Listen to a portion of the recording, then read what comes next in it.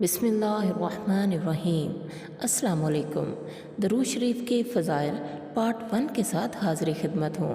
حضرت محمد صلی اللہ علیہ وآلہ وسلم نے فرمایا کہ جس نے مجھ پر ایک بار درود پاک پڑھا، اللہ تعالیٰ اس پر 10 رحمتیں بھیجتا ہے اور اس کے 10 گناہ معاف کر دیتا ہے اور اس کے 10 درجات بلند کر دیتا ہے۔